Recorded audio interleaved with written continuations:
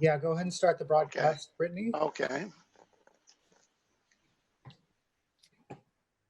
Okay, we're good to go? Okay. All right. It is June 3rd, 2020, Wednesday at 7 p.m. And I will call the meeting of Mountain View's Environmental Planning Commission to order. This meeting will be conducted in accordance with State of California Executive Order N 2920, dated March 17, 2020. All members of the EPC are participating in this meeting by video conference with no physical meeting location. Members of the public wishing to observe the meeting live may do so at mountainview.legistar.com, on YouTube at mountainview.gov/YouTube, and on Comcast channel 26. As noted on the meeting agenda, members of the public may provide oral public comments during the public comment period for an item by signing up at mountainview.gov/EPC_speakers. Emails and voicemail messages received by 5 p.m. today were forwarded to the EPC. Emails received after 5 p.m. and prior to the close of public comment period for the agenda item will be read into the record by city staff, and any voicemail messages received will be played by city staff. So let me first begin by welcoming back formally Commissioner Margaret Capriles. We have missed your service and we're looking forward to your continuing presence on our Environmental Planning Commission. Thank you very much. Okay. But before we proceed with the formal part of the meeting, at the request of a member of the public, we will observe a brief moment of silence for those who have passed away during the COVID-19 pandemic and in the wake of events following the tragic death of George Floyd in Minneapolis.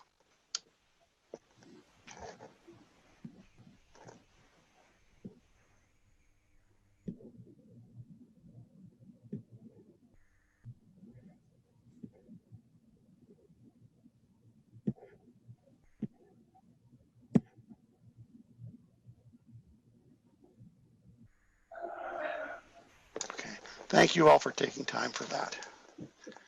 All right. All votes will be taken by roll call vote. Now I will ask Planner Whitehill to proceed with the roll call. All commissioners are present. Okay. Thank you, Planner Whitehill, for the roll call vote. We will now move on to item 3 minutes, but there are no minutes, so we will move on to item 4, oral communications from the public. This portion of the meeting is reserved for persons wishing to address the EPC on any matter not on the agenda. Speakers are allowed to speak on any topic for up to 3 minutes during the section. State law prohibits the commission from acting on non-agenda items. Would any member of the public on the line like to provide comment on non-agenda items?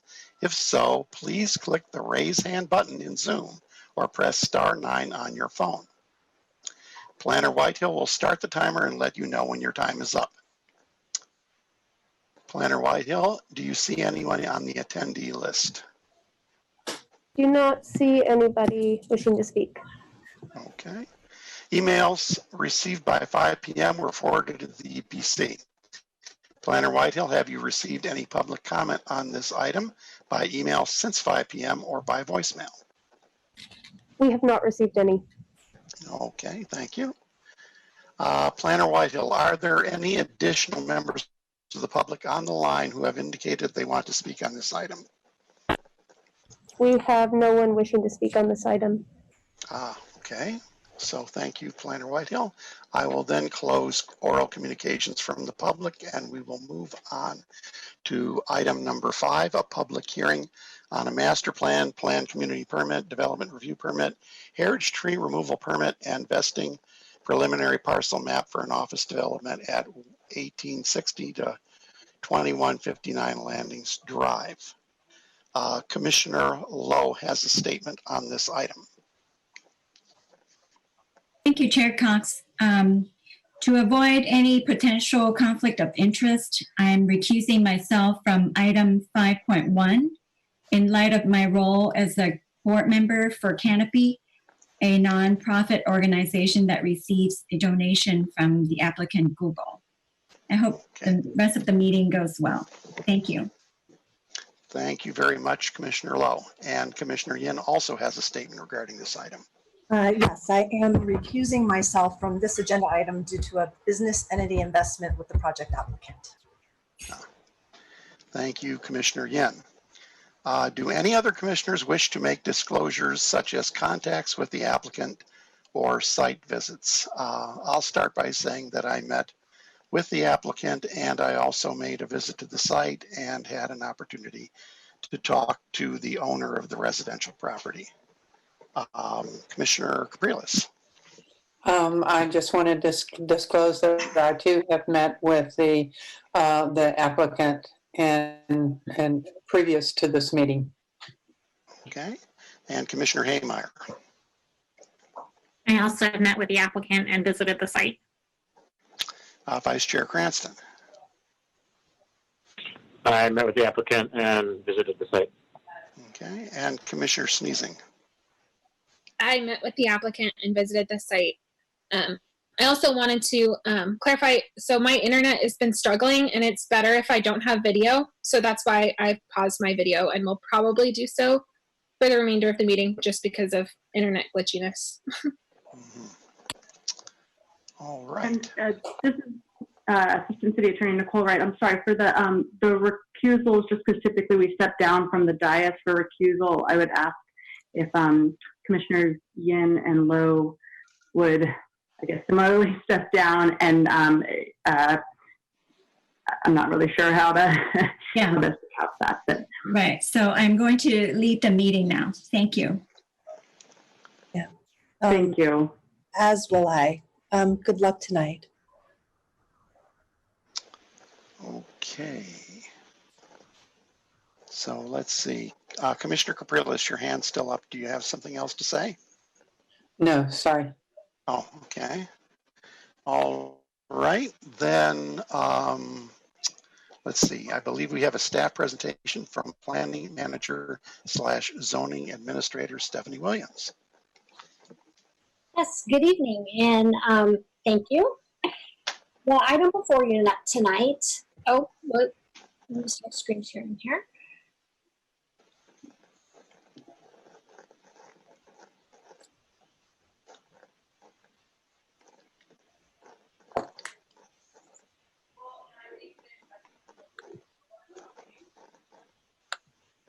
Can everybody see that? No. Not yet.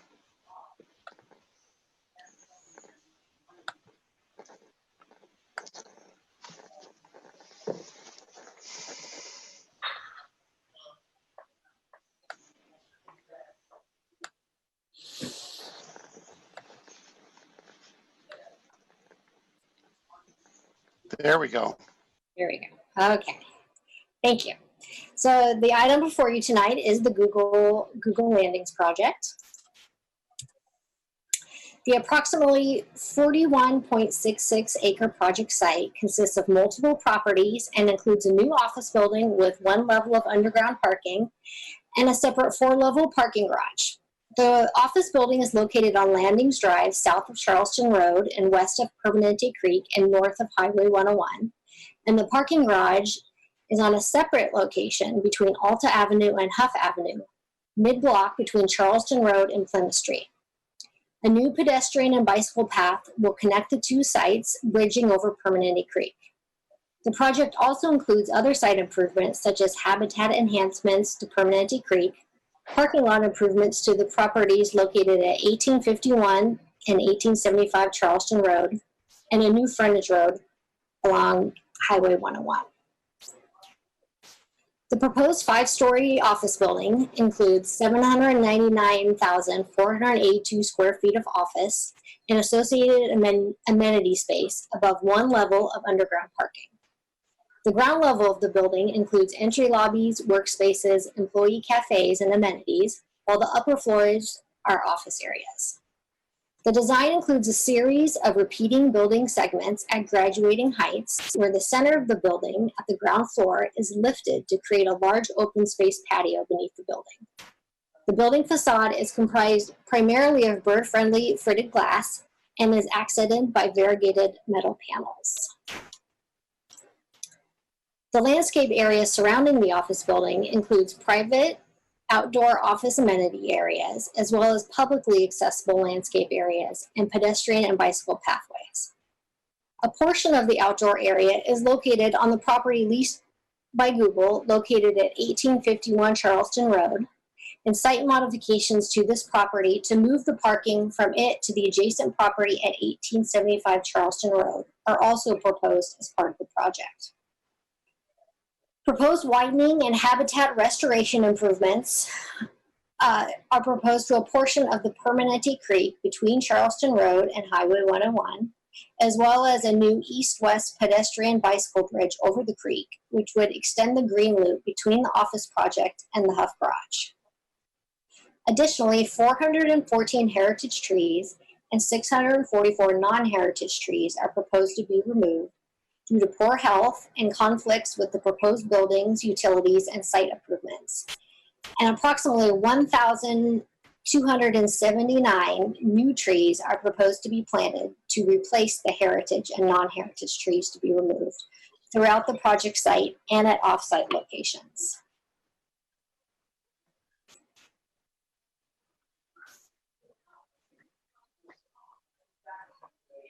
The Huff Parking Garage is proposed to serve as a district parking facility for the Landings and Charleston East office buildings.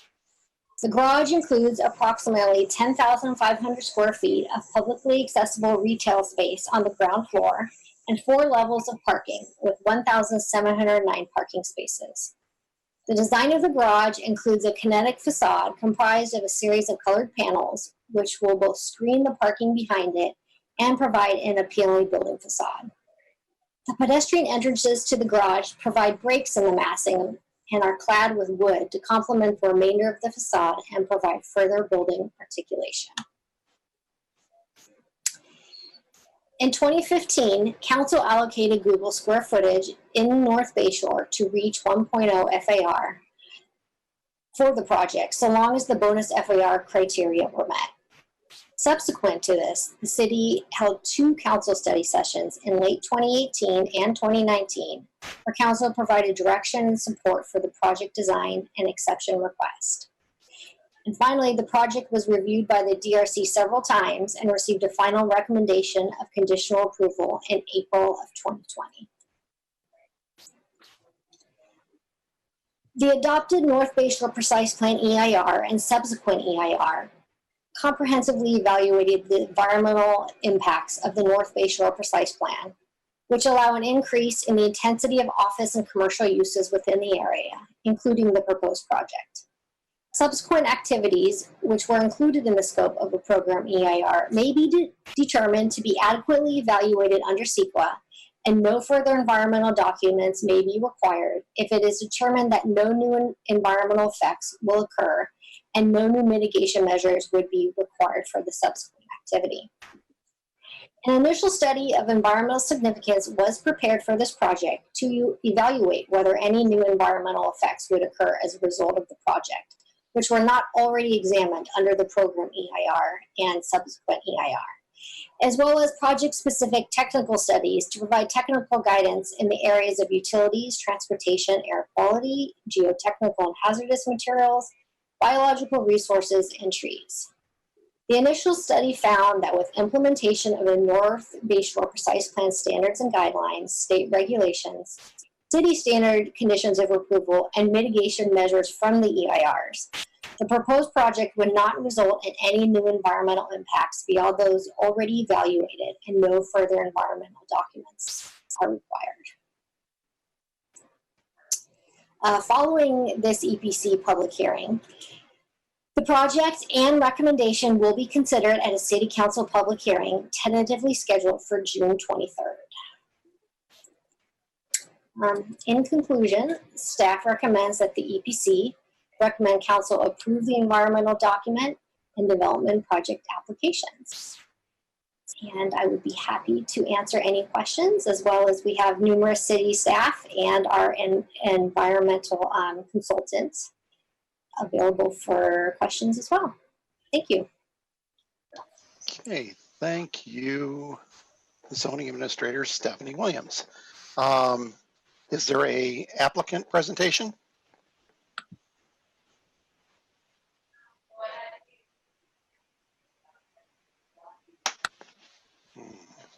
Yes, the applicant does have a presentation as well.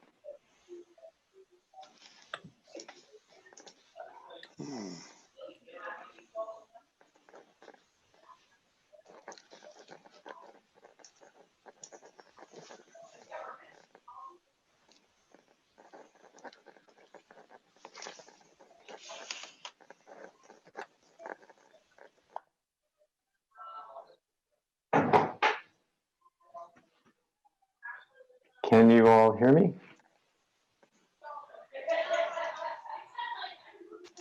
For some reason, I'm not hearing anybody. I can hear you.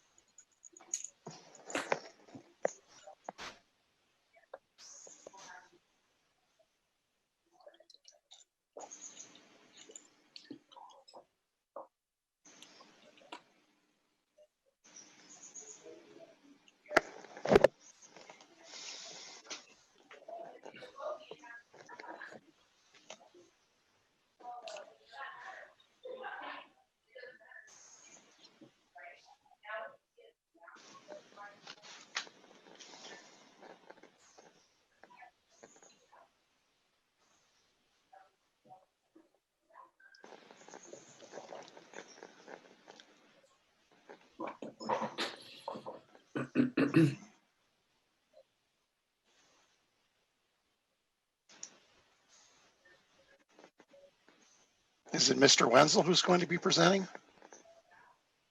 Oh, okay. He's asking us to wait.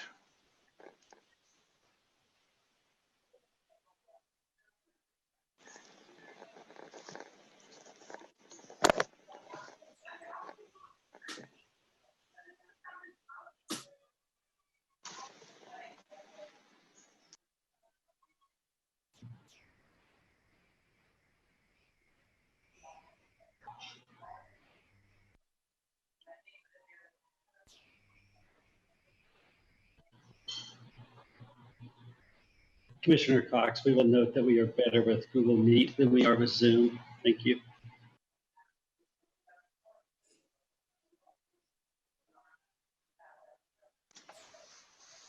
I have heard that kind of advertising from most Google employees. There's something called Microsoft Teams too, right? I've seen that one advertised on TV.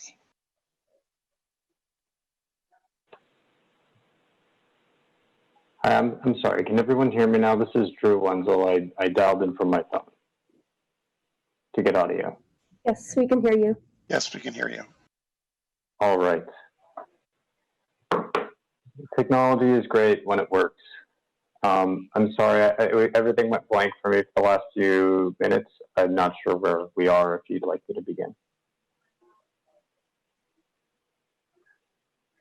We're waiting for you to start your presentation. All right. Okay. Apologies for that. I will share my screen.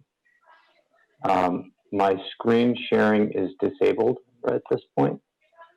Is somebody able to activate that for me?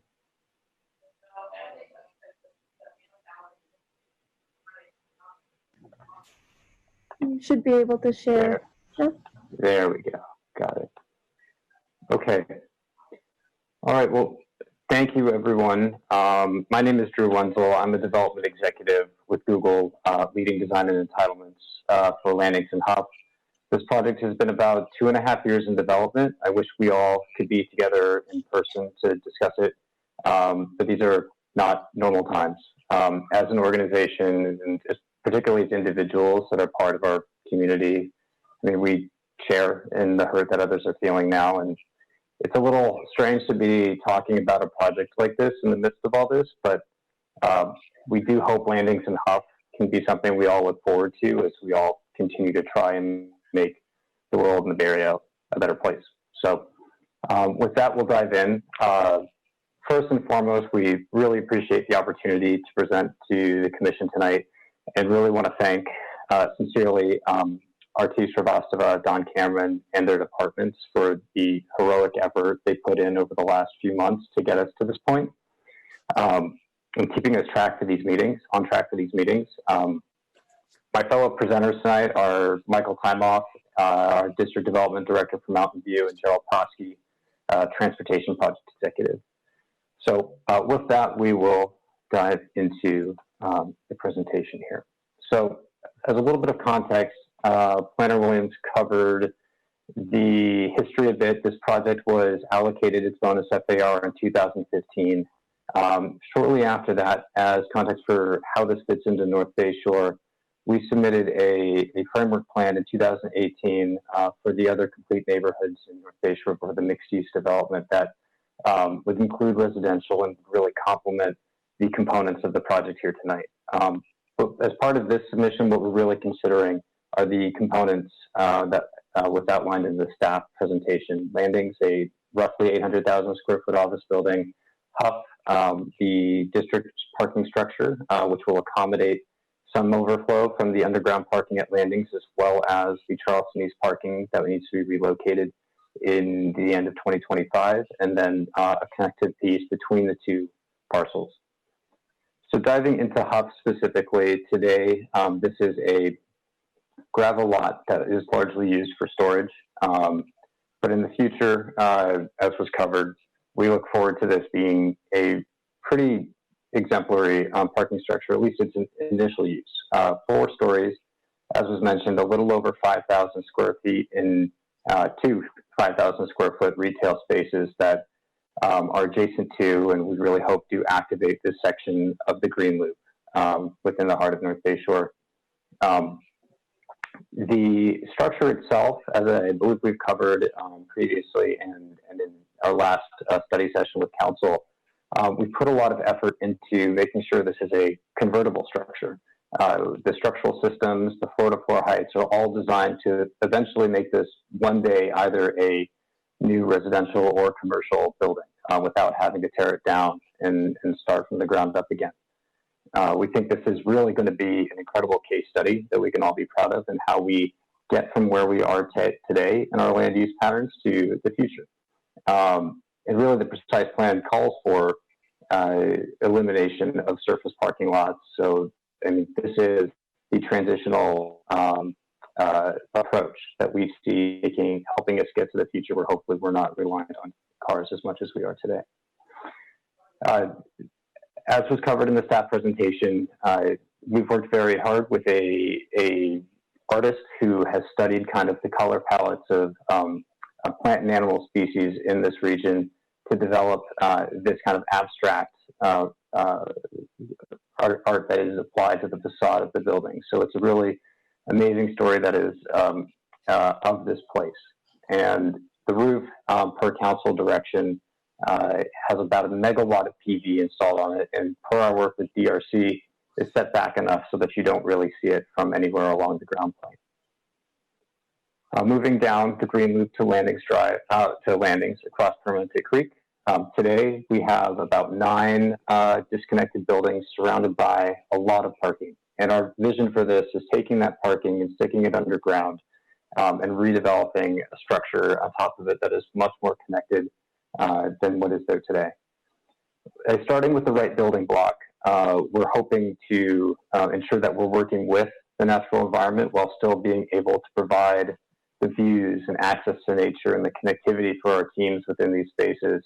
And none of those things would be in conflict with each other. So this as was mentioned, this kind of shed form, when it's kind of pulled and replicated across the site, creates this kind of articulated shed rise and fall. And the building itself is really quite striking. This is from 101 looking south. Again, and about 800,000 square feet, and hitting the 1.0 FAR that was allocated in 2015. The sustainability story for this project is really something we're all going to be proud of. believe platinum is a requirement for this FAR level, but it's something we would be doing anyway. This is a truly 100% electric building, which is really going to help the city meet its greenhouse gas reduction goals and leverage the clean energy programs that are putting renewable energy on the grid. Additionally, the water side of things, we are hitting the precise plan asked for zero net water, hooking up to the recyclable water system from the city, capturing and reusing all of this rainwater that falls on site, and the geothermal system rejects heat to the ground instead of us boiling water to remove it from the building, altogether resulting in 7.7 million gallons of reduction per year. And again, starting with this right building block with these sheds, the roofs is perfectly positioned to generate a significant portion of the energy this building is going to need.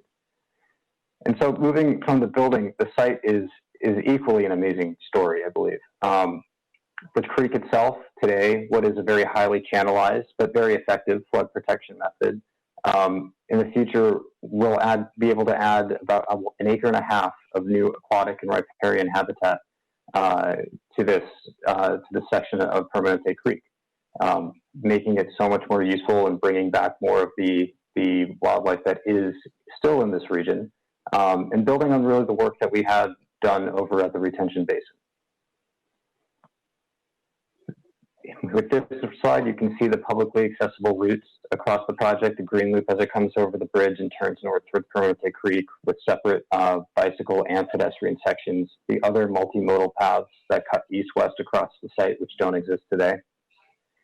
And then that path is also an experience in these zones of kind of oak woodlands, of riparian appropriate willow and cottonwoods along the creek itself, and the urban oak woodlands and oak savannas that we would typically find a little bit further inland. So in order to achieve those outcomes with these new plantings, we do necessarily need to remove a lot of trees, as was pointed out in the staff report. However, per council direction, we worked with community services to identify opportunities to replant trees before we take any down. And so by the time we do remove the majority of those trees, about 326 will already be replanted. And by the end of the project, I believe we have a little bit more, a few more trees here than was mentioned in the staff report, but we're hitting the 2-to-1 heritage tree replacement easily. The associated with this is ensuring that we are recovering the canopy that was going to be removed on site as part of this within a reasonable period of time. And we're still doing that within 10 years. And within, by the time the trees reach maturity, this reaches about 13 to 14 acres. The community benefits package, this is split into 2 main categories. Components that are delivered by Google as part of the project, and we discussed both of these, the open space, the creek enhancements, and the zero net water. And then contributions to the city to bring other really important items to fruition. There's $20.4 million contribution to the Department of Public Works to bring transportation infrastructure programs in North Bayshore to life that will be important for managing traffic in this area. A contribution to community services to continue to work with the Magical Bridge Foundation to expand upon their already incredible proposal for a universally accessible playground at Rankstorp Park, and then $2.5 million in assistance to programs that the city is running, sometimes in partnerships with local NGOs to help the communities that really need it most. Case management and food assistance for the homeless, temporary shelters and beds, and mental and physical health services.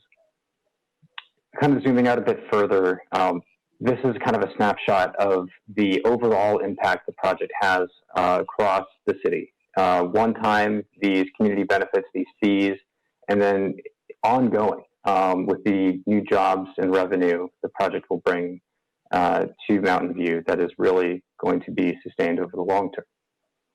And I'll end quickly on a few renderings of the project itself. This is looking from Landings Drive into the site here. This is on the other side of the site after having just crossed the new Pike Head Bridge at Permanente Creek, looking north. At the drop-off, this is on the 101 side. Looking at the soffit material, which was a point of great work with DRC to keep us moving towards a really amazing solution here. And with that, that brings me to the end of the presentation. And if we didn't answer your questions, we look forward to discussing them here. So thank you. Okay, thank you. So since this is a public hearing, we will go through the item in a traditional format. We will begin with commission questions and then take public comment and then bring it back to the EPC for deliberation and action. So let's start with commissioner questions. But I think we need to get rid of the presentation though, right? Or do we want to leave it up? Your choice. I'm happy to jump to the slide Okay. if it's helpful. Well, I guess we can leave it up just as long as I have enough room for my. Yeah, I recommend that we, I'm sorry, excuse me, Chair Cox. I recommend that we do put the presentation down just so it gives an opportunity for commissioners and staff to see each other. Okay. All right. So here, let me go back to gallery. Okay, there we go. All right. Commissioner Haymeyer. With apologies, I think I'm going to ask for the presentation to be brought back up. My initial question, which wasn't, it was covered in depth in the staff report, but not so much in the public presentation. Can we just see on the map where the transportation improvements are and maybe just walk through those quickly before we go into more detailed questions about the project? Gerald, please jump in here if you would like. There are two main areas where the project is required to perform improvements to the street network. The first is at the Crag intersection, the Charleston-Rangsdorf Amphitheater Garcia, where as part of a future city project, we are incrementally adding an additional right turn lane from Rangsdorf onto Charleston, an additional left turn lane for the PM direction from Charleston onto Rangsdorf, and then a currently in process city CIP project, which is to realign Plymouth and Space Park Way. There will be some incremental turn lanes as well, in addition to some right of way to make sure that those lanes have a place to land when they get onto the new road. In addition to that, there are we will have a trip cap applied to the project during the peak hours, and ensuring that we are 200 trips under what is stated as our limit in the SSTA. Gerald, if you are there, please chime in. I am. I think you've addressed it, but we'll see if the commissioner had any more detailed questions. No, I just thought it would be helpful as we're framing out the rest of the conversation to actually see these movements relative to the project. Thank you. Sure thing.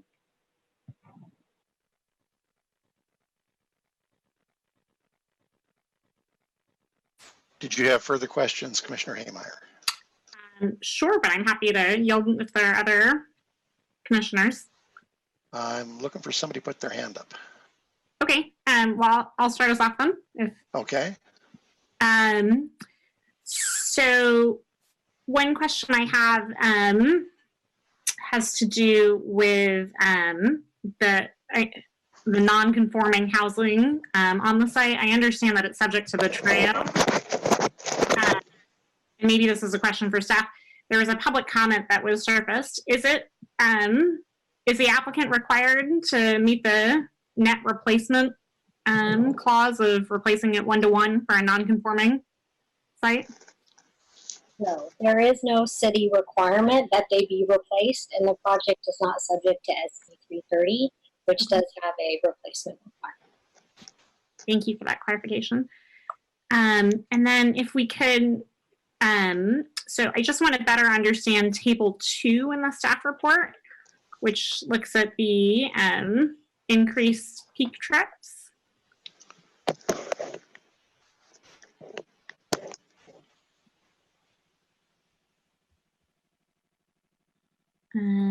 So Stephanie, maybe you can just help walk me through this. So is the conclusion from this table, sorry, now I have too many windows open. Is the conclusion from this table that the Intuit, Microsoft, Shashi, and Serato projects are really the ones that are driving demand, or that are increasing capacity? That the majority of the trips generated are from those 4 projects and not from the 2 Google projects? At least on the Shoreline Boulevard Gateway? Yeah, and I'd be looking to Mr. Arango, if he would like to address this question. Yeah, thanks, thanks Stephanie. This is Arango, Assistant Public Works Director with, and to answer your question, Commissioner, yeah, for the Shoreline Boulevard corridor, it is the other developments that are really contributing to the volume along that corridor for Shoreline. As you can see in the Intuit, Microsoft, Shashi, and Serato contribute a little over 1,000 trips to that corridor. And then the Google impact is really focused more on Ringstorf, which has underutilized capacity, as I read, relative to Shoreline. Yes, relative to Shoreline, yeah, the Charleston East project does contribute trips to the Shoreline Boulevard, but on the Ringstorf Gateway, yeah, it's the landing strip that really adds the trips to that gateway. Okay, and then maybe you can help me understand, so the frontage road that is part of the major community benefit package, to what extent is that really, will that primarily be serving shuttles or single occupancy vehicles, or it's really intended for a mix of both to help with the circulation in and around the perimeter of the project? As far as which specific vehicles it'll be serving, it's I think I need who to confirm this, but it's our understanding that it would be just vehicles being served. It wasn't going to be shuttles. Can Google confirm that? That's correct. Okay. Great. Those are my initial questions. Thanks. Okay. Let's move on to Vice Chair Cranston. Okay. A few questions. Kind of related to what Commissioner Hairmeyer was asking, I realized my question came in late. The staff report seemed to indicate that other improvements like the 101 realignment or the off ramps and some of the other things were going to help offset that capacity deficit. Were you able to put together something that kind of shows how those will actually addressing that capacity deficit at all? Yeah, is this specific to the table 2 and adding the capacity information there? Yeah, in the discussion after the table, and like in section page 13, and it discusses all these other things that are going to make a difference, but it didn't really. The table didn't really then put those back against those deficit numbers to say, are we good or not? I understand your question. So it's not that precise. You'll note that in the report, we talk about looking at a variety of improvements and scenarios and reviewing the additional traffic from the project, and determined that it was a combination of improvements that, and the reduction of trips at the Ringstorf Gateway that allows the accommodation of the project trips while not exceeding the gateway capacity. So for example, the Crag intersection improvements was the added turn lanes. And then for the Shoreline Gateway, it was a combination of the capital improvement program projects. It was that Shoreline 101 off-ramp realignment, the Plymouth Space Park realignment, and the reversible bus lane. As it the combination of those improvements, and again with the reduction of trips, accommodates the additional trips. But those gateways would be at capacity or near capacity with the improvements once completed. So another note to add is that the improvements don't create capacity, but really frees up existing congestion so that the gateways can operate at capacity. Okay. I'm not sure I understand that. You're saying that even though the capacity shows this number, they're not actually achieving this capacity today? In Table 2? So yeah, Table 2 identifies the capacity deficit, but there isn't, it's not a precise, an improvement project isn't a direct correlation with the number of trips. In our evaluation, we looked at a combination of projects, and we identified several improvement projects. We also did an analysis that identified the improvement, other improvement projects with a reduction of trips. And that combination together provides capacity. There isn't a one-to-one number that says one improvement provides X amount of trips of capacity. Okay. All right. And then another related question. In the staff report, and my apologies for my late questions, it discussed the Rainister Avenue Gateway. And my question was, it's not clear to me from the staff report whether is the Rainister Avenue Gateway improvements that are being shown, and particularly the red orange lines that appear on Figure 9, is that essentially the project that was proposed by staff to council a couple of weeks ago that council endorsed exploring further to improve the capacity from Rainister? Or is it something different? Yeah, so the improvements, the Rainister off-ramp is consistent with the approach that staff presented to council in the feasibility study analysis. And so that is consistent with what we just discussed with council. Staff further needs to evaluate that Rainister ramp realignment project, as well as programmatic strategies to address their transportation solutions. Okay.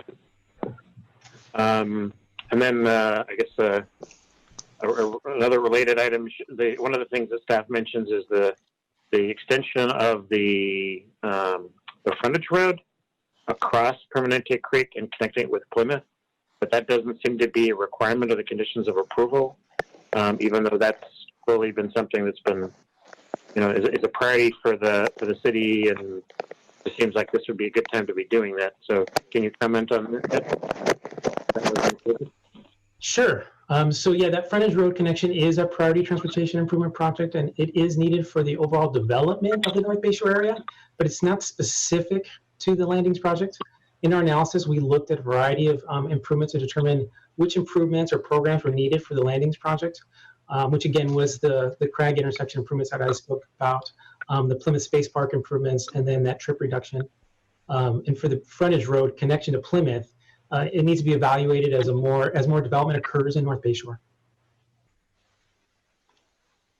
So I understand that it's a kind of a North Bay Shore wide item, but and maybe this is a question for Drew, is there anything about the design of the project right now that would prevent that connection?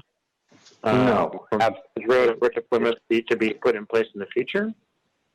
No, and actually we very thoughtfully did some conceptual studies to make sure it would work in the future, and have kind of reviewed some of those with Public Works. The SSTA showed that connection is really helpful in combination with a redesign of the Ranksdorf interchange, because then you get a full connection along the frontage road there.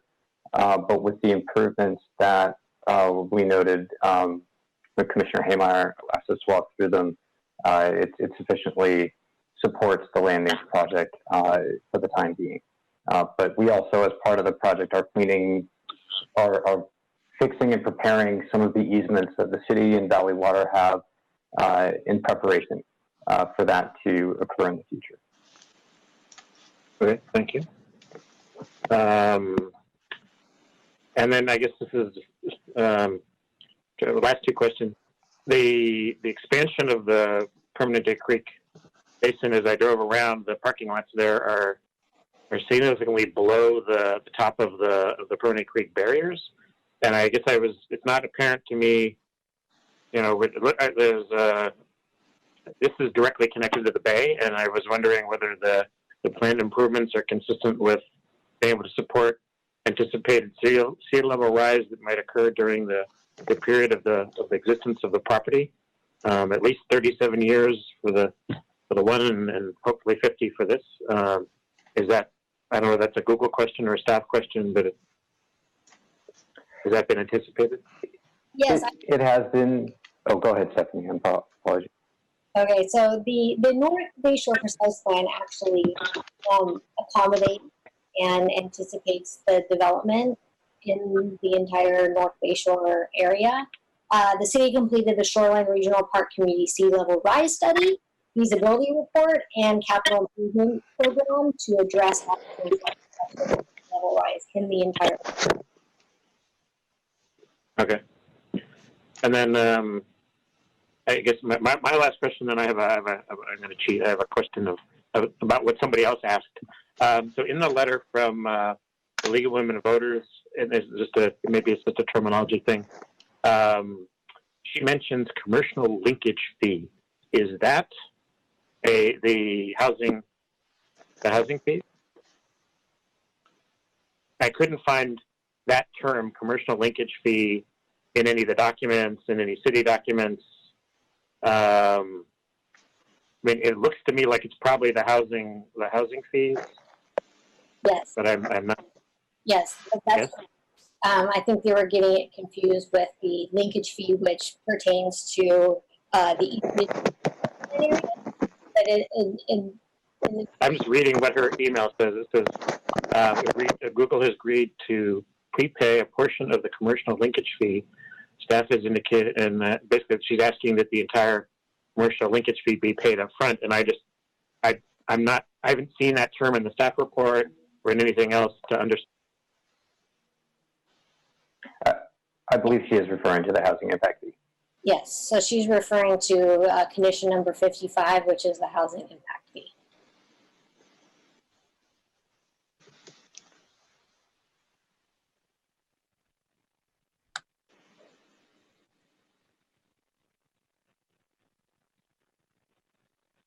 Okay, did you have other questions, Vice Chair Cranston?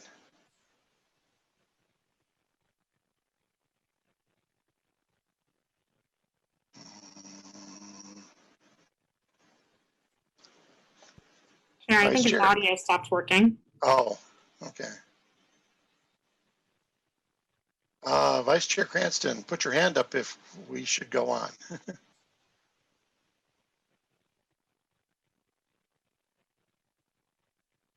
Eric, do you think we should go on? What do you think? I can try to see if I can get in touch with him by phone. I'm by all means carry on with the meeting. Okay. I'll see if I can get in touch with him. Okay. Thank you, Eric. We'll move on to Commissioner Capriles.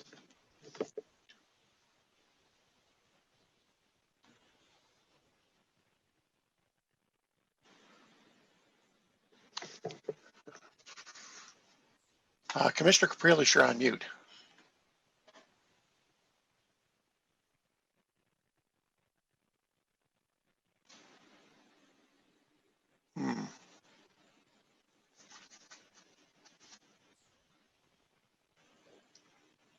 Okay, well, maybe we'll skip Commissioner Capriles and we'll go over to Commissioner Schmidt. I'm back. Oh, there she is. Okay. Sorry, Chair Cox. For my edification, clarification, please. I'm just wondering if someone could explain to me what the VISM modeling process is. I'm unaware of that and didn't see a clarification in the staff report. Is it for traffic modeling? I'm not sure what that is exactly. Sure. Let me try to try to answer that question for you, Commissioner. So yes, the VISM modeling is a traffic modeling software. It allows various inputs to be put into the model, such as improvements, projected traffic, and then what comes out of the model is the delay in travel time associated with the corridors. So we get to see what the existing delay is based on certain existing conditions, and with the inputs, it provides us information on forecast or projected delays in travel time along various corridors, and gives us that feedback so we can determine based on the inputs, is the delay in travel time the same or has it become worse? And does this incorporate the VMT in there as well? Because it was my understanding that that was what we were starting to use now, the vehicle miles traveled.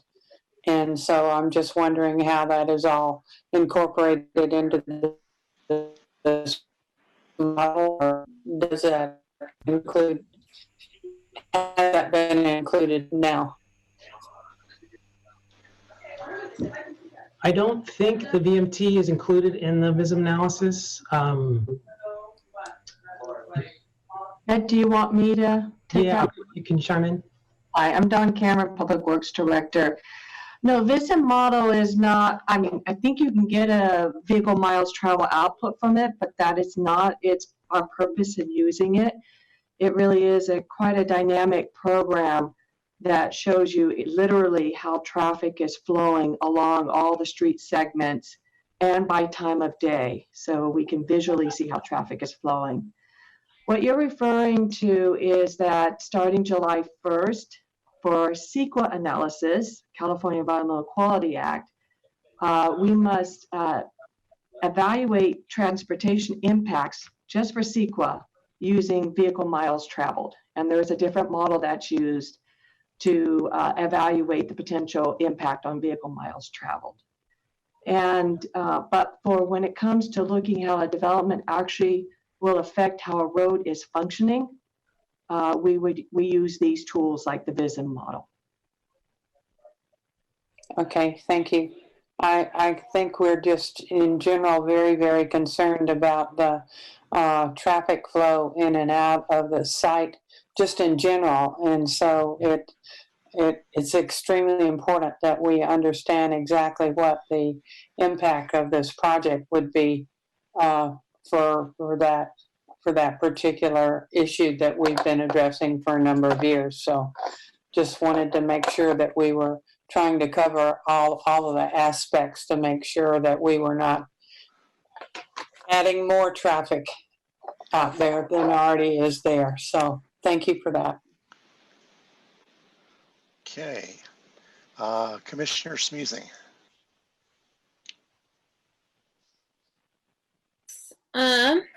Couple questions, kind of in line with the transportation questions already asked. And forgive my naivete, but because this is not subject to its own EIR, does that mean this project would then be screened out from undergoing that CEQA VMT analysis that we've been talking about as part of the EPC?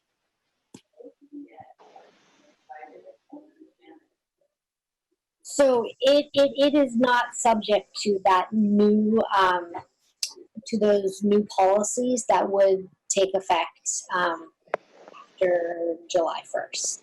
That I know the EPC made recommendations on to council. So this is pre that policy. Okay. We also spent some significant time discussing the city's MTA that could be applied towards projects that would technically screen out under CEQA or under VMT. Is it the city's plan that once the MTA is put together and kind of more fully fleshed out to apply that to this project? Or again, is it pre MTA? It's pre-MTA. Okay. Thanks for that. I was wondering if I could get more clarification on the timeline for the community benefits that will be paid to the city. I saw in the conditions of approval that it's kind of tied to the issuance of building permits, but given everything going on with COVID and potential delay for building permits, is there any plan, especially for that $2.5 million to go towards disadvantaged communities, for that to be unlinked from issuance of building permits? Because it could be very beneficial now, or will that still just kind of go whenever the building permits are issued? So, you know, we did, as a request from council last fall, prepay a third of our housing fees because there was a project that could use them that would deliver 70 affordable beds in Mountain View. We hear the ask. It's something that we need a little bit more time to think about because we need to have certainty that this project is moving forward before we can make any further commitments like that. Okay, thank you. Let's see.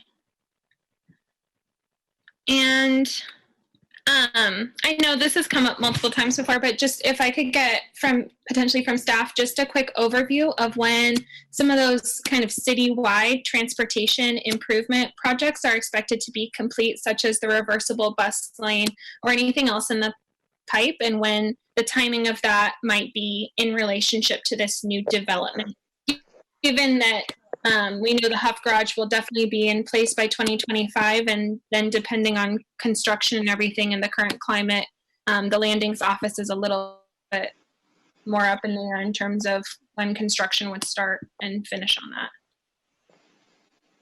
Sure, I think I can answer that. The timing of the projects, so we have and can I get clarification? Are you talking about all the projects associated with the landings development, or just like maybe ones that aren't specifically tied to landings, but the reversible bus lane, or just other improvements the city is making to bike paths through the city, those sorts of things.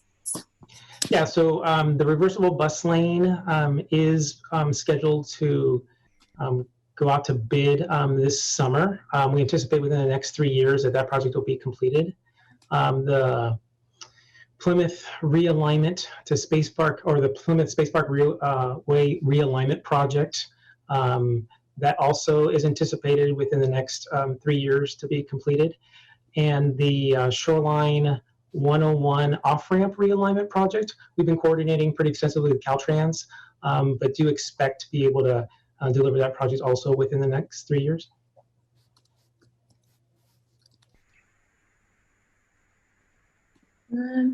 I think those are all my questions for now. Thank you guys so much. Okay. All right, thank you. I have a few, just mostly follow-up and clarification questions.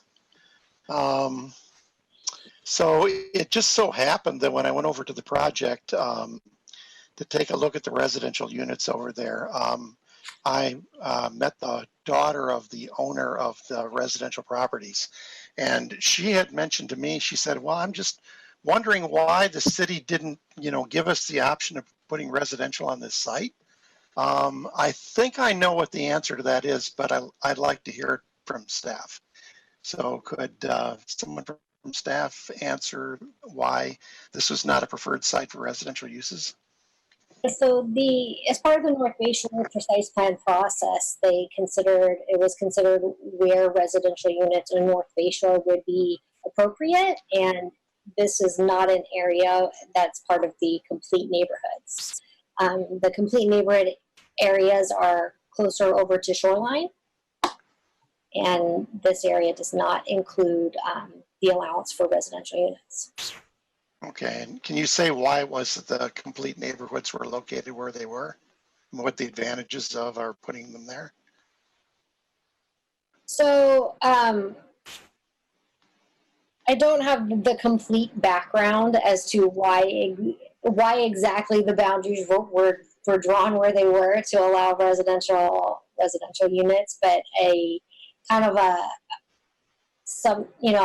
high level answer is that it was found to be more appropriate closer to the commercial services along Shoreline Boulevard. That was really meant to be kind of the gateway into North Bay Shore. And by providing units there, it would allow people to, really have mixed use developments with that, whereas the rest of the North Bay Shore area was really envisioned to be more office campus as opposed to kind of mixed use. Okay, and then, thank you. And then back to, the issues with the Treo and SB 330 is the reason that this is not, SB 330 isn't a consideration here because the project was already under review before SB 330 was passed? No, SB 330 only applies to housing projects for which they're proposing a residential project. Oh, okay. All right. Thank you.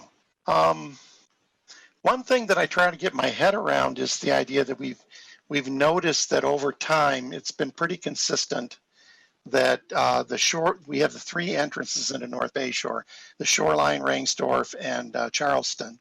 And they've been most heavily weighted in that order pretty consistently.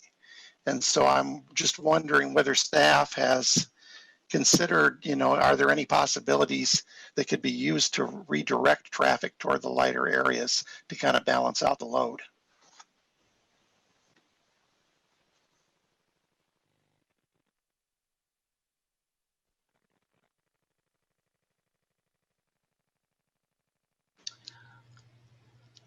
I think, see if Don Cameron, Public Works Director, can provide some input on this. It's an interesting question.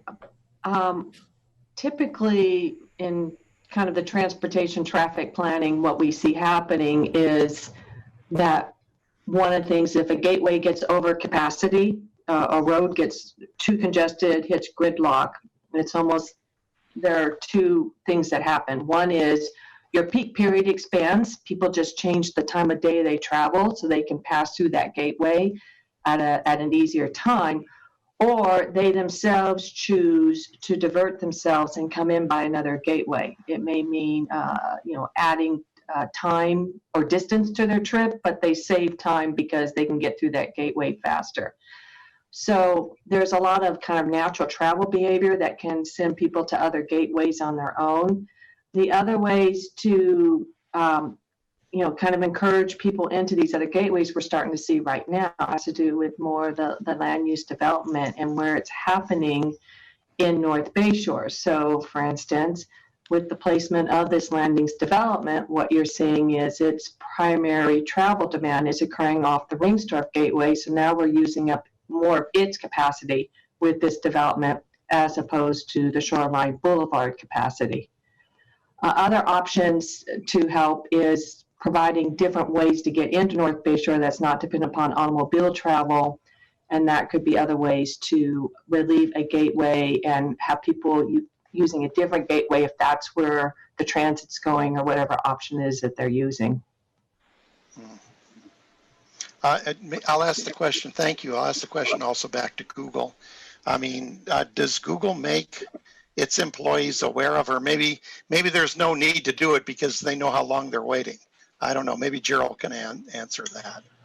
It's a good point, and I would have mentioned the interim reduction plan that we're entering into. I mean, that is something that gives us the incentive to, it's specifically to remove 200 more trips off the gateway, and I think as we have to work to implement an exact plan with staff, but one of the options might be to shift some of those trips up to the San Antonio gateway instead of using the Rangsdorf.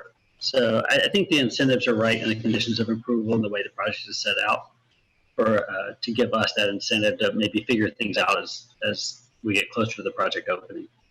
Okay, thank you. So in the answer to the staff question, it was noted that the parking ratio will go from 1 to 325 to 1 to 500. I guess that's square feet per parking space. Is that what the measurement was, Eric? Yes, that's correct.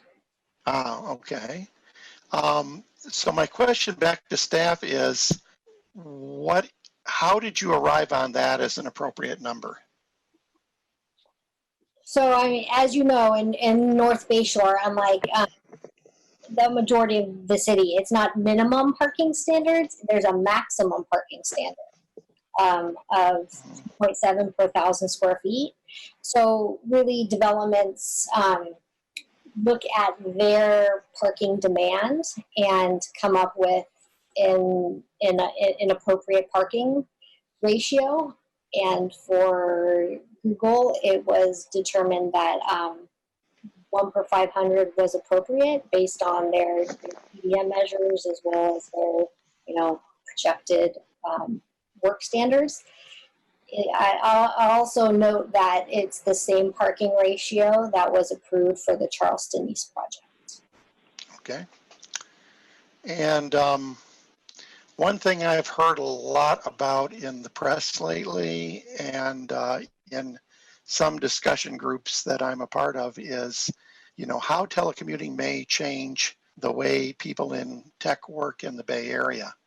Have there been any staff discussions about whether, telecommuting numbers will become part of a TMA for a project? Well, telecommuting already is a portion of a lot of the TDM programs that we're seeing for office developments. I think it would be safe to assume that it could take up a larger portion of the, reduction plan moving forward.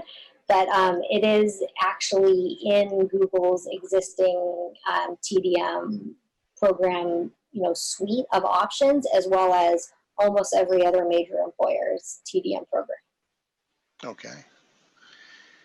And then, so for my own education, I looked over the list of community benefits and the numbers, and it looked to me that about roughly half of the community benefits was transportation improvements. And I know that when we put together the North Bay Shore plan, transportation improvements were called out as, potentially being part of community benefits.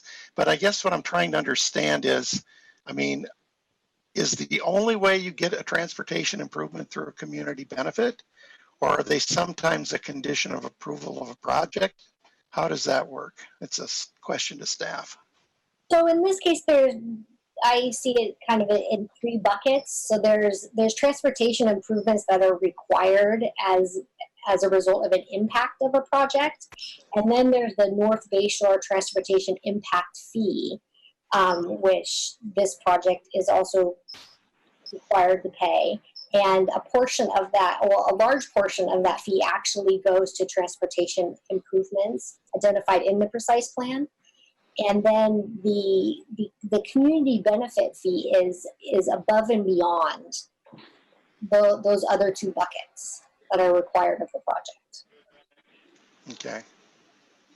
And then just one last question. I'm trying to understand, there was a statement on page 8 that that for a certain part of the project, there was a 30-some year lease on it, and then after that lease expired, there would be a relocation of amenities from that site to a different place.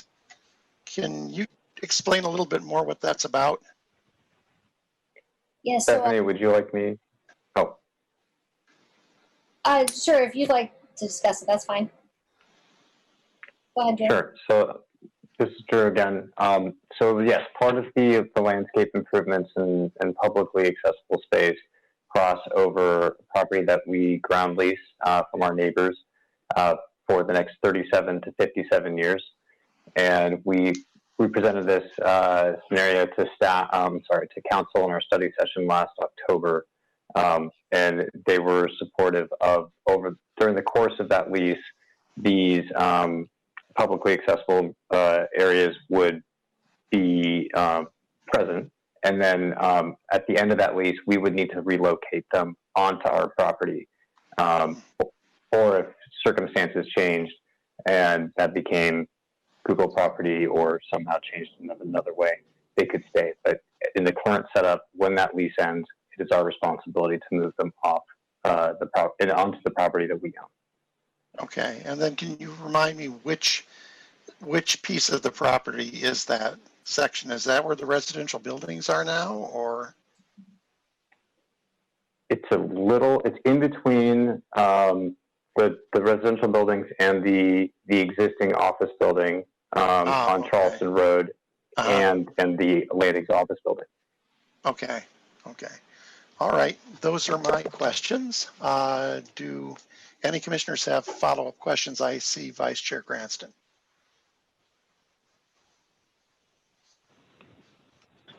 So I guess one of the, I don't know whether it was Stephanie or that mentioned that the Huff structure is intended to be district parking, and it struck me. I went back into the master plan document, and one of the things that had struck me when I was first looking at that is on the exhibits, it's the map on page 6 in the master plan document.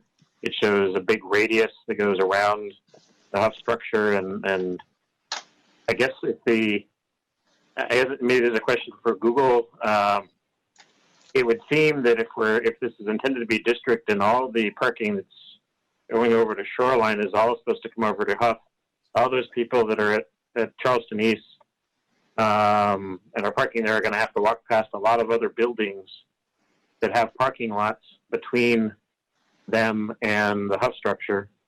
Are all those buildings inside those radii owned or leased by Google, so that it's your job to make sure that if they spill into other buildings that you're going to deal with the fact that they're not parking in Huff?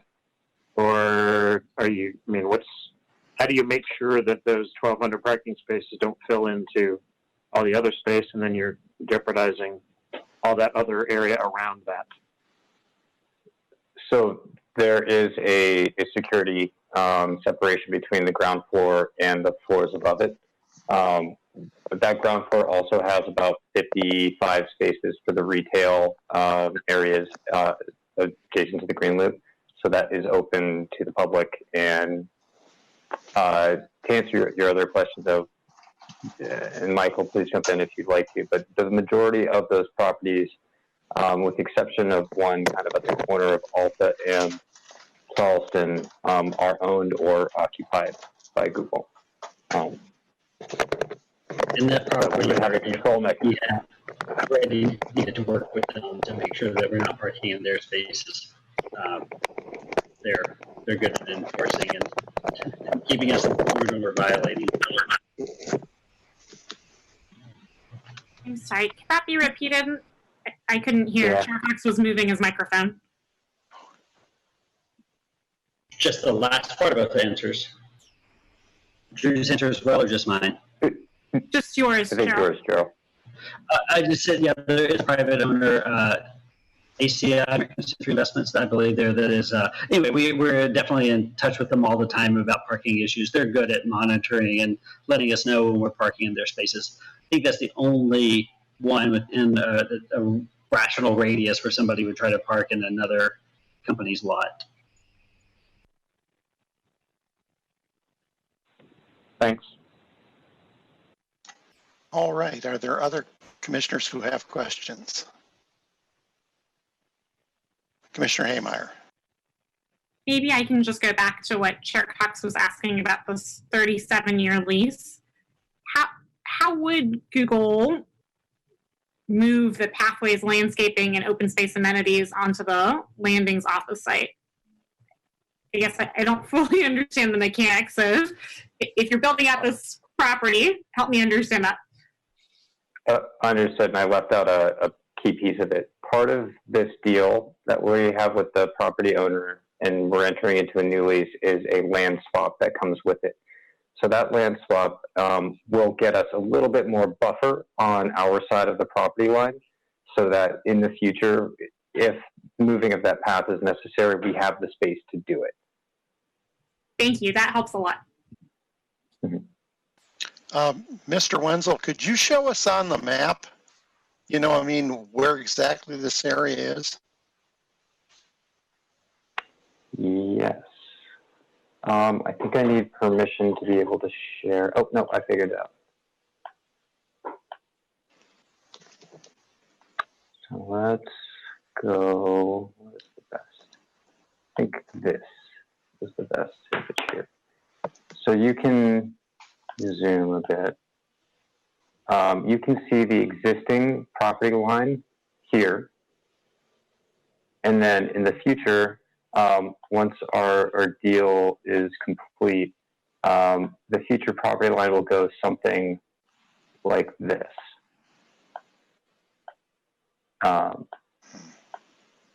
And that gives us this space here to work with. But that only goes through if the project is approved and we're able to proceed here.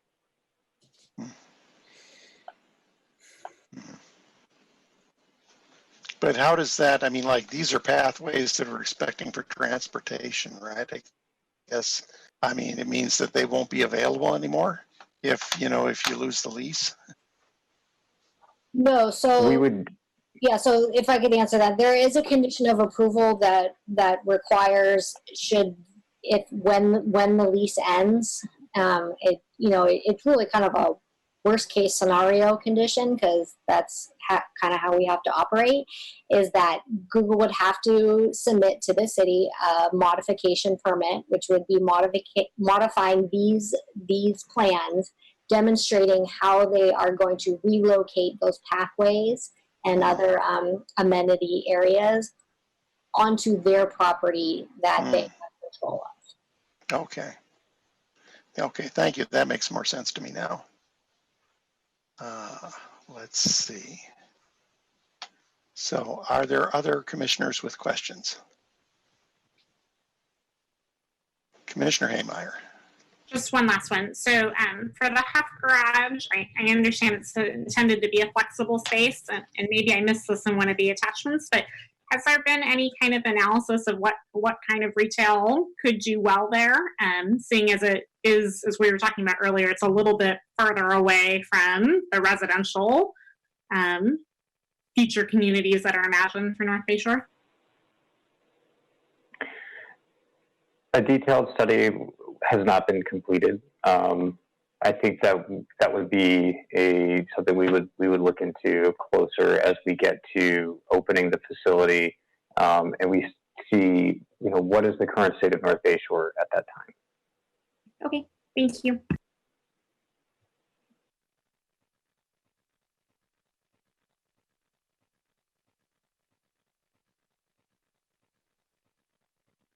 Sorry, I had a little trouble with my computer there. Okay, back to this.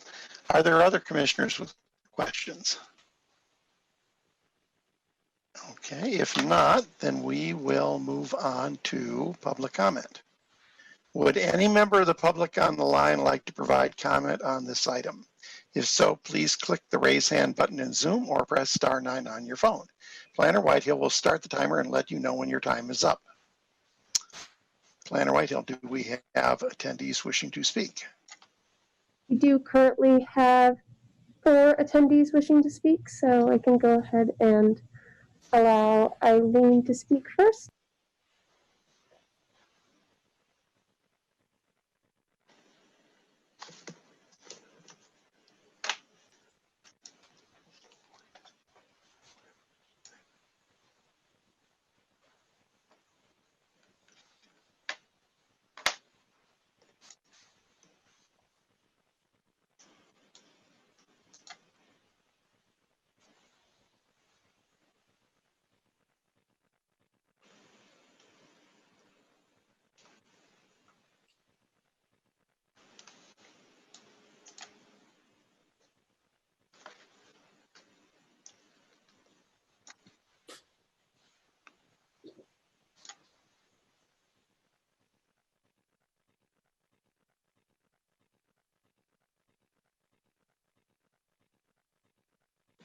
Sorry about that. Eileen, you should be able to speak at this time if you go ahead and unmute yourself. Okay, start again. All right. Hi, can you hear me now? Yes. Okay, I'm sorry about that. My name is Eileen McLaughlin. I am with the Citizens Committee to Complete the Refuge. We are a group that works with our shorelines, projects along the shorelines, and the projects along the creeks that reach into our shorelines. So, we focus on habitats, water quality, wildlife, and increasingly sea level rise. But I had the opportunity about 5 years ago to be invited by Google with some other environmental folks to join them to start to think about what could be done with this section of Permanente Creek. What options might there be? And it was quite an interesting and exciting discussion to have back then. And I can't tell you how happy I am that we're at this end of the process where it's closing into hopefully being approved. Of course, it will have extreme improvement to the habitats, the wildlife diversity in the water and out. But I wanted to also bring your attention, and Vice Chair Cranston, you brought up the question of the sea level rise and the creek. I'm not a hydrologist and I don't work for the water district, but I've seen a lot of projects. And one thing to think about here is that when the water district built those flood walls, they built them to meet the flood protection requirements that were part of their project and they had determined at the time. And they did so because they had to build flood walls because they didn't have jurisdiction in the lands just beyond there, but they could build flood walls and meet their goal. Now, what Google has done, where I suppose the water district could have tried to acquire land, but they didn't. They could do it with flood walls.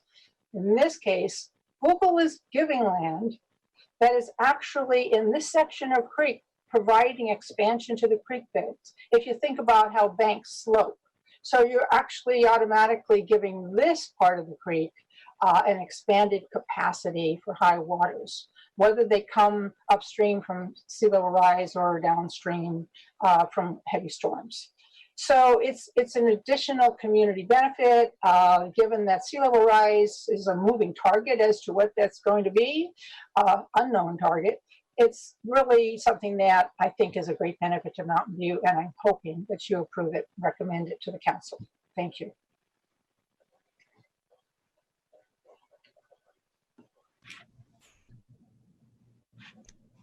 We have Alex Brown. I'm going to allow you to speak. All right. Hello, commissioners. Hi, Eric. The Google's been, I'm Alex Brown speaking as part of the Santiago Villa Neighborhood Association. We are neighbors to this project and some of the only residents of North Bayshore, other than the, few houses scattered throughout the area.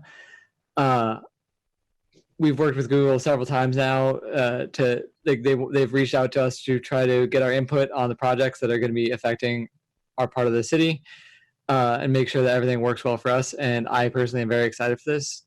I very much like the idea of adding additional corridors for wildlife and adding extra habitat. I think it's great. I want the green loop to be extended so that I can ride my bike throughout the area. And I am also very much looking forward to the Huff Garage eventually not being a garage and adding more housing or other neighborhood amenities, because what is a neighborhood without other neighborhoods to travel to? We don't want to live in just single blocks with just the things around us. And I'm looking very much forward to this project as it proceeds. And I want to express my appreciation to all of you for being thoughtful and considerate about this, and also for Google for working on this and trying to make something that is going to help our neighborhood to grow as a greener, more beautiful place. Thanks.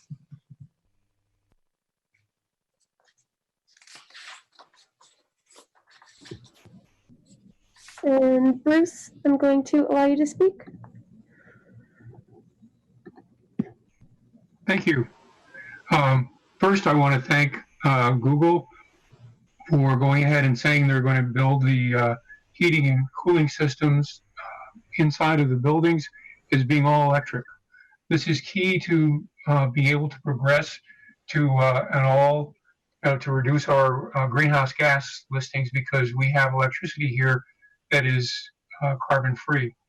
I would like to understand more, and I don't know when it's appropriate to find out more about the design. You have a very unusual and groundbreaking design for the buildings, and I'd be curious to understand how, when it's appropriate, how you're planning to set up the heating, cooling, and hot water systems, because you're going to have to do something special in order to meet the way the buildings are set.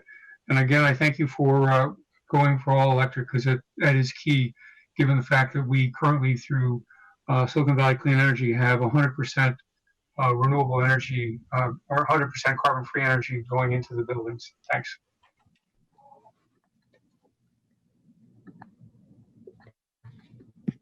Jill, you can go ahead and speak.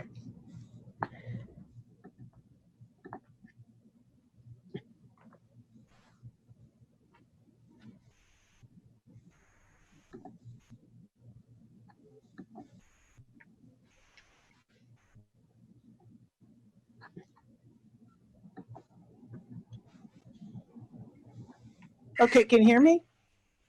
Can you hear me? You can?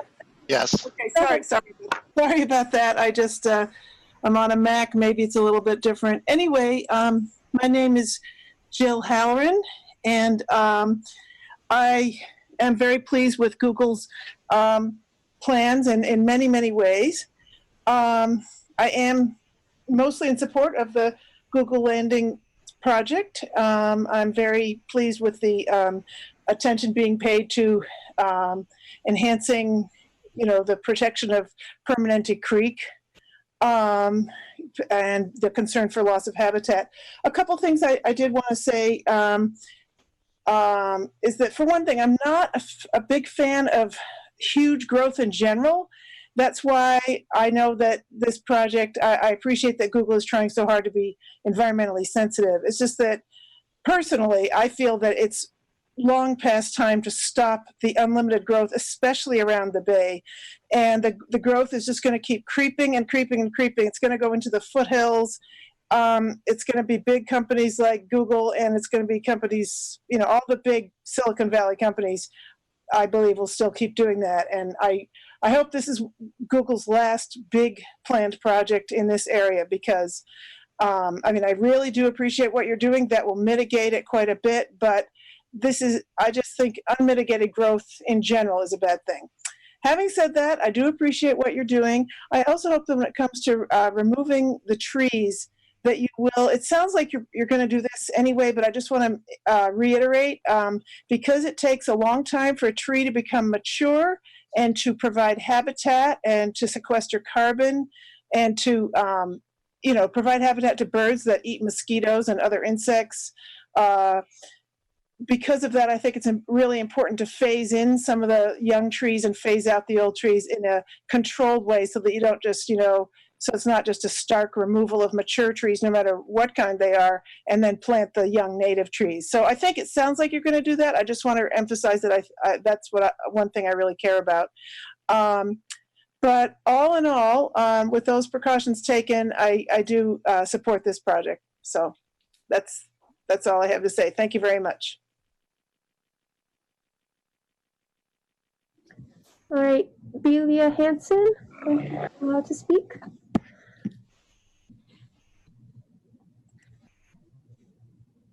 Hi, are you hearing me now? Yes. Okay.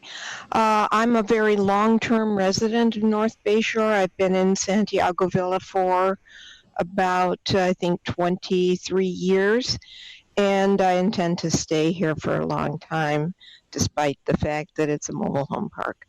I ride in this area every single day, many, many miles on my bike, and I know this area very, very well. I am, when I was riding today, I realized that there are some just gorgeous trees out there. That there's on the corner of the southwest corner of 1981, there's a group of 4 trees. One of those is at least 40 feet high. Another one has a very, very large trunk. And I realized that those are right in the middle of that development. And I feel bad that those are going to be sacrificed, but on the whole, this is a really great project for North Bayshore. And I think that the improvements far outweigh those that one objection that I might have to it. I can't say I object. Most of the trees on that site are very small and immature, but I would miss those. And just to have this my little daily trip through that area, not having that for a while, I'll miss it. But on the other hand, this is a very thoughtful project. The fact that it is just so, it's a LEED certified project and it's really well planned. I can't see really any drawback to it. And I would urge the committee to go ahead with this project. Thank you. And we have one more, Shawnee Kleinhaus. Thank you. Good evening, Chair Cox, and nice to see you back, Commissioner Capriles. My name is Shani Kleinhaus. I'm the environmental advocate for Santa Clara Valley Audubon Society, and I am also a biologist. And I want to follow the others in expressing support for the Google Landings project. In the scientific community, loss of species and the collapse of ecosystems these things are recognized just as important, if not more so than climate change. And the pandemic is the best proof of how invading into and causing extinctions of species can cause our civilization great harm. In our area, beyond the global, and there is a lot of scientific information. If any of you is interested in specifics, I'm happy to provide some. Coastal and bayside streams, tidal streams are on the brink of collapse. We know that for the Bay Delta, but it's also true for some of our areas in the South Bay. Permanente Creek itself is recognized as the most impaired creek in the South Bay due to many combined effects such as selenium and lack of flow and others. So when we look at the scope of local, regional, global degradation of our biological fabric, when we have a chance to do something different, we should. And because it's near the bay, sort of like what Eileen talked about, Audubon and other environmental groups engaged very heavily in the North Bayshore Precise Plan and supported the vision that included habitat and ecology and protections for wildlife and enhancement of ecosystems at the time that the North Bayshore Precise Plan was developed. And since then, we've been also working with Google to see how to integrate habitat, native plants, etc., in their within their plans and projects that they do. So don't let this opportunity pass you by. If we think of what types of public benefits are the most important in North Bayshore, that's the ecological ones. This is where we're building or trying to rebuild some of our ecological fabric that sustains us all. And so because of that, and the vision of North Bayshore, we're supportive of this project, and thank you very much for your time.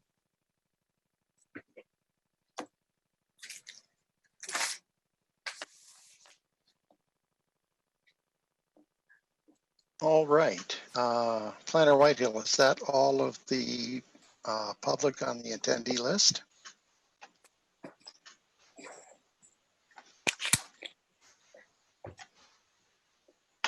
Yes, it is. I apologize. I have some strange muting from my, or beeping from my computer. Okay. All right. Emails received by 5 p.m. were forwarded to the EPC. Planner Whitehill, have you received public comment on this item by email since 5 p.m. or by voicemail? We have not. Okay. And Planner Whitehill, are there additional members of the public on the line who have indicated they want to speak on this item? There are not. Okay. Okay. Thank you, Planner Whitehill. Not having any additional speakers from the public, I will close the public comment period and bring this back to the EPC for deliberation and action. And I see Commissioner Capriles in the queue. I think in general, this project certainly has been well thought through. I did mention to the applicant the desire to save and replant as many of the trees in this area as possible. I know that's a big ask. The 2-for-1 replacement for heritage trees is it's a good thing, but it's I think because of the length of time that trees must mature, takes them to mature, it would be good to incorporate that into considerations before we just totally wipe out all those trees. I share Ms. Holleran's, concerns about having so many trees taken down, in particular the heritage trees. Those are, really big ones, and it's hard to kind of recreate those. So just ask the applicant to consider that into consideration. And other than that, I think that the project is certainly a good one to move forward, and look forward to seeing the results. Thank you. Okay. Are there other commissioners who have comments? I see Commissioner Haymeyer. Thank you, Chair Cox. Like Commissioner Capriles, I think this is a thoughtful project. Elements that I particularly like is the realization of the general character area, which is really focused on employment in this area adjacent to the highway, and creates a really green and user experience that helps bring the future employees and future residents of this area closer to the ecosystem that is so important to our city and shoreline. I'm especially grateful for the years of staff work that has not only from the city, but from Google as well. There's been a lot of refinement to this project over time, and a lot of community input and collaboration, which is not always easy to do across sectors. I think we're in an unusual time to be moving forward with such a big project. It's hard to imagine that work and transportation and retail are going to look the way that this project was designed for. But I think we build for the future, and I really appreciate the applicant's efforts to do some really critical upstream environmental restoration. I appreciated the bird safe glass elements, in addition to the many aesthetic considerations. In terms of transportation, I am really intrigued by this idea of district parking, and I think what I like most about the project, I work when I'm not at home in a LEED Platinum building, and I like the idea that my employer makes it hard to park near your building, your place of employment, and I think that itself is a signal of the importance of alternative modes of transportation, and I really like that this is an experiment, and we'll see if it could eventually be converted into something else. In terms of my general concerns about the project, which I think have been voiced through some of my questions, I think this project shows us the need for a complete community. The general character only works in concert with the gateway and with the core. Again, we don't know what that's going to look like. And in one of my conversations I had with the applicant, we were talking about the modeling that Google does to imagine how many square feet per employee is necessary. And I think that at one point, and I might have to look to Drew, but I think we were talking about 3,000 more employees potentially going to the site. And is that right? 3,200. 3,200. And I would really hope that a lot of those employees would eventually be able to work or to not only work in North Bay Shore, but live there. And so I think kind of what we're doing in this project is approving the employment first and hoping that the housing comes to be. And I really think that this project underscores the need to have both in concert with one another so that North Bay Shore becomes a vibrant community with housing and amenities and a school so that this is the North Bay Shore plan that we have worked so hard on.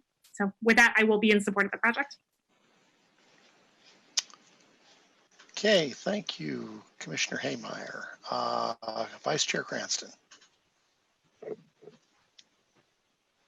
So I guess just a quick question for Stephanie. In general, I support the project, but is there anything, if Google were to decide to turn Huff into something else, would that require a whole new submission process? There's nothing in the conditions of approval that says they could just snap their fingers tomorrow and say, "Oh, I'm just going to make it office or residential." It's part rent. I mean, we're essentially approving is based on Huff being parking. Is there anything in the conditions of approval that says, "Sorry, we can change our mind at the last minute"? No, it's approved as a parking garage, and if they ever wanted to make it something else, they would have to come in with a new development application to do so.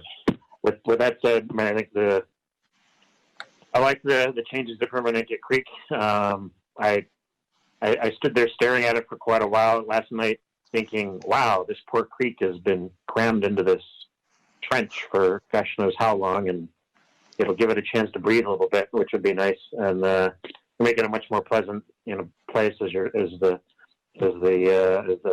person who spoke, someplace I ride by every day. I've ridden my bike over this area. It's a very interesting design. I'm still, it's really big.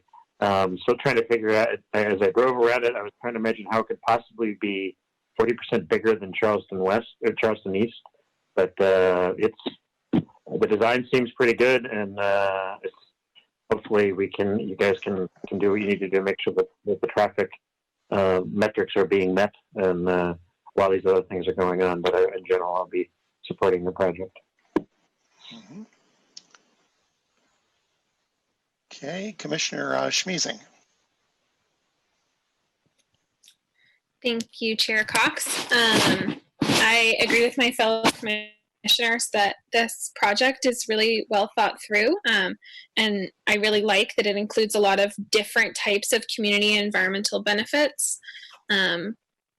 I live right next to the Permanente Creek Trail, and so the renderings of what it might look like in the future were really exciting to see. And I'm excited about the opportunities for increased public use and educational opportunities to continue to encourage our community to understand and learn more about the natural environment that we live in.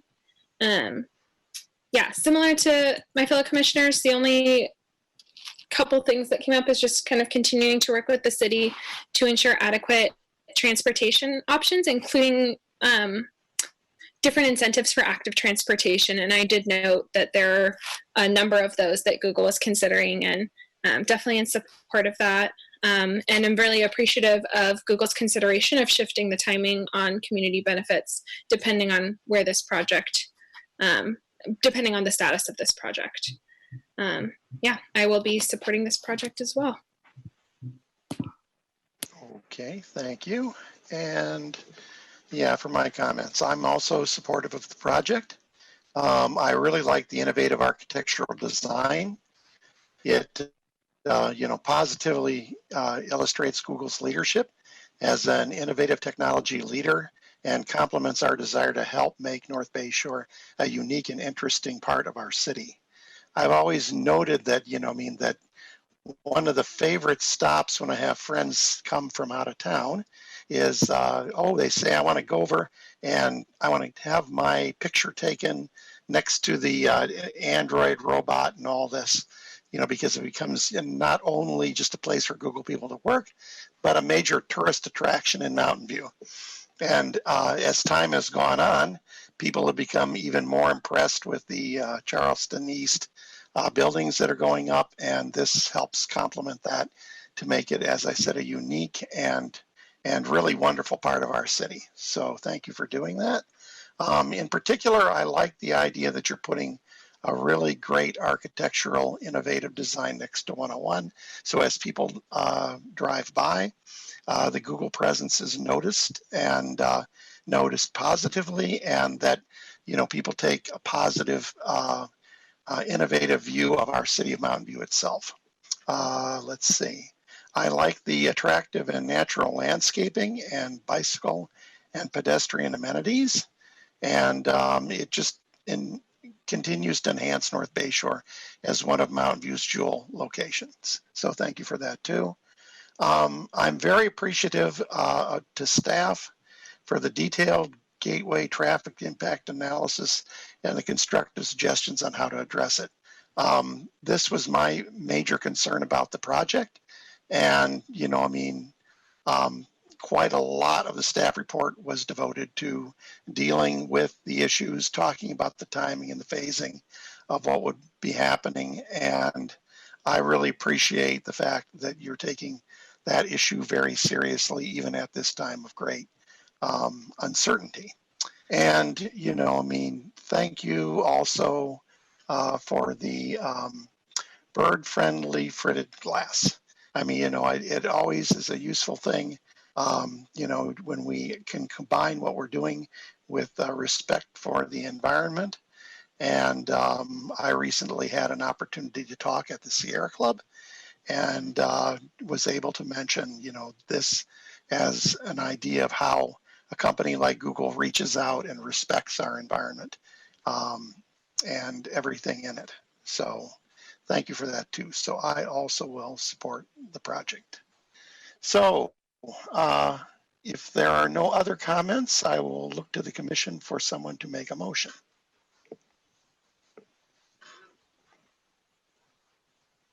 I see Commissioner Sneezing.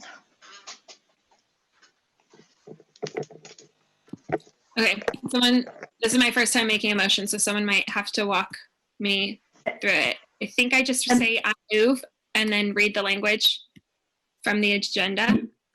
Yeah, that would be fine. I don't know if maybe Stephanie wants to put the slide back up that has the recommendation, or you can just read the language that's listed in the agenda. Okay. Stephanie's putting it up. I can wait just in case there's any discrepancy, or I can just start. I guess I can just start from the agenda. So I move that the Environmental Planning Commission recommend the City Council approve an initial study of environmental significance for the Google Landings project pursuant to Section 15168 of the California Environmental Quality Act, Exhibit 1 to the EPC staff report.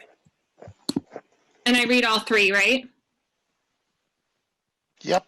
Okay, I move that the Environmental Planning Commission adopt a resolution recommending that the City Council approve a master plan for district parking, plan community permit, and development review permit to construct a 5-story, 799,482 square foot office building above one level of underground parking, a 4-level parking garage, and site improvements associated with the development, and a heritage tree removal permit to remove 414 heritage trees at 1860 to 2159 Landings Drive, to be read in title only, further reading waived, Exhibit 2 to the EPC staff report. I move that the EPC Environmental Planning Commission adopt a resolution recommending that the City Council approve a vesting preliminary parcel map to dedicate easements and area for city right-of-way at 1860 to 2159 Landings Drive, to be read in title only, further reading waived, Exhibit 3 to the EPC staff report. Okay, is there a second to the motion? Okay, where did my participants go? Okay, I see Vice Chair Cranston. I second. Okay. All right. Then would Planner Whitehill call the roll for the vote? Sure. Commissioner Capriles? Yes. Commissioner Haymeyer? Yes. Commissioner Schmeezing? Yes. Vice Chair Cranston? Yes. Chair Cox? Yes. So the motion is approved 5-0 with 2 commissioners absent because they recused themselves from the item. All right, so that will end item number 5. I want to thank all the participants, staff, and our applicant Google for an excellent project proposal. Okay, now let's move on to item number 6, commission staff announcements, updates, requests, and committee reports. Eric, do you have any staff announcements? Only that we actually don't have any more items before summer. So this concludes the EPC schedule before the 2-month summer break. We will be tentatively canceling the next meeting. And so I hope everyone has a wonderful couple of months off, and we'll convene back here on September 2nd. Okay. Are there other, thank you, Eric. Are there commissioners that have reports to give? I see Commissioner Schmeezing. Sorry, my hand was just still raised from the motion. Okay. I see Commissioner Haymeyer. Before we adjourn for the summer, I do just want to extend a really warm thanks to the staff. I know it has been a valiant effort to get these meetings going on Zoom and packets. It's very disruptive to do your work from home, and I really appreciate all the efforts so that we've been able to get these projects moving forward in a totally uncertain time, because who knows what the economy holds ahead of us, and I'm glad that these projects that were in the pipeline were able to come before the commission, so thank you. Mm-hmm. Any other reports from commissioners? Going once. All right. Anything else from staff, Eric? Oh, that's it. Thanks.